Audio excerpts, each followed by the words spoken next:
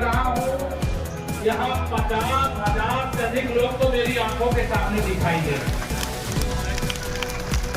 और 50,000 तो मैं देख नहीं पा रहा।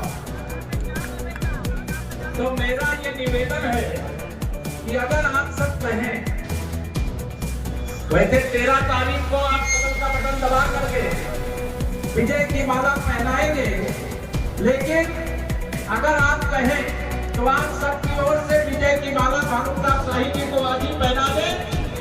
तो आप क्या बताओ?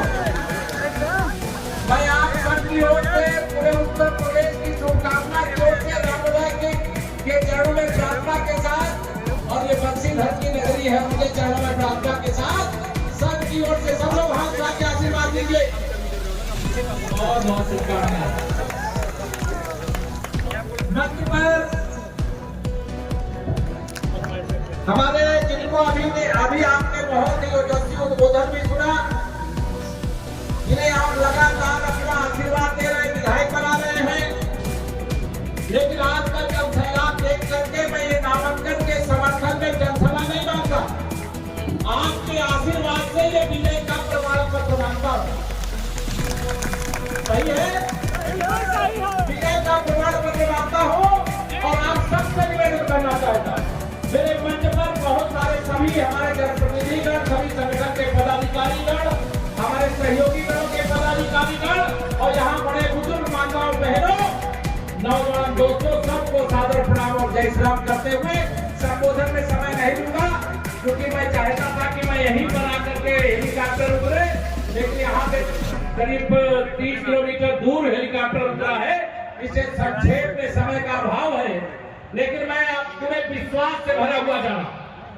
और जो अभी आदरणीय हमारे साईं जी ने कहा है, रामलला की धरती पर आपका स्वागत। लेकिन ये काम 13 के बाद नहीं, 23 के बाद करना। अब आप कहेंगे 23 के बाद क्यों कह रहे हैं? तो 23 तारीख को वोटों की गिनती है, मालूम है ना? 23 तारीख को वोटों की गिनती है। हमें तो पूरा विश्वास है कि आप हमारे भानु प्रताप शाही जी को केवल विधायक नहीं बनाएंगे, बल्कि नेतृत्व इस बात को जरूर देख रहा होगा कि ये कुछ और बन करके आपके बीच में आएंगे। भारतीय जनता पार्टी की विजय यात्रा लोकसभा चुनाव के बाद शुरू हो चुकी है। अभी हरियाणा का विधानसभा चुनाव संपन्न हुआ है, वहां प्रचंड बहुमत से भारतीय जनता पार्टी की सरकार शपथ ले चुकी है। शपथ ले चुकी, मालूम है कि नहीं आप लोगों को? जो हरियाणा में हुआ वो झारखंड में भी होना चाहिए कि नहीं होना चाहिए? कमल खिलना चाहिए कि नहीं खिलना चाहिए?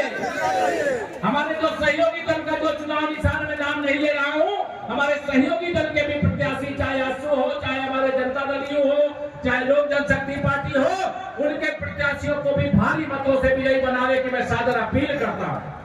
और आप सबसे निवेदन करता हूँ, भारत को अगर मजबूत बनाना है तो भारत को मजबूत बनाने के लिए भाजपा को भी मजबूत बनाना है। बनाना है कि नहीं बनाना? अगर बांग्लादेशी घुसपैठियों को खदेड़ करके झारखंड से बाहर करना है तो कमल खिलाना। घुसे हैं ना यहाँ पे? घुसे कि नहीं घुसे? यहाँ उनको निकालना चाहिए कि नहीं निकालना चाहिए? अगर भ्रष्टाचार मुक्त झारखंड बनाना है तो कांग्रेस और ये झारखंड मुक्ति मोर्चा गठबंधन और राष्ट्रीय जनता दल भी उसमें शामिल है। इस सरकार को उखाड़ फेंकना है कि उखाड़ फेंकना है? भ्रष्टाचार पर चोट होनी चाहिए कि नहीं? चोट करने के लिए वोट करेंगे कि नहीं? मैं आप सबसे निवेदन करूंगा, जैसे आज ये जनसैलाब, जगह नहीं है मुझे जहां तक दिखाई दे रहा, मैं तो मंच के ऊपर खड़ा हूं, आपको नहीं दिख रहा होगा, लेकिन चारों तरफ खचाखच मैदान भरा, ऐसे ही ईवीएम मशीन कमल के फूल से भर दीजिएगा। विकास के लिए लक्ष्मी जी की जरूरत होती है, और लक्ष्मी जी कहां बैठ करके आती है? कमल के फूल पर बैठ करके आती है। गरीब कल्याण के लिए नौजवानों के उज्जवल भविष्य के लिए, माताओं बहनों की पूजा के लिए, सम्मान के लिए, उनके सशक्तिकरण के लिए कमल का फूल खिलना जरूरी है। कमल की सरकार बनना जरूरी है। भाजपा गठबंधन की सरकार बनना जरूरी है। बगल में छत्तीसगढ़ है। जब चुनाव हुए थे तो कांग्रेस वाले वहां पर बहुत उछल रहे थे कि हम वहां छत्तीसगढ़ में फिर वापस आएंगे, लेकिन वहां की जनता ने आशीर्वाद दिया, वहां कमल की सरकार बन गई। और कमल की सरकार बनने के बाद जो बात अभी हमारे मानवता शाही जी कह रहे थे, गरीबों को रहने के लिए घर मिलना चाहिए, नहीं मिलना चाहिए, दोनों हाथों को मिलना चाहिए, नहीं मिलना चाहिए। और ये मोदी जी की गारंटी ही नहीं, गारंटी की भी गारंटी है। तीसरी बार मोदी जी ने जब प्रधानमंत्री पद की शपथ लिया तो सबसे पहले जिस फाइल पर अपने हस्ताक्षर किए, इस देश के 3 करोड़ और गरीब लोगों को, जिसमें झारखंड के भी 22 लाख लोग हैं, उनको प्रधानमंत्री आवास देने वाली फाइल पर हस्ताक्षर करने का काम किया।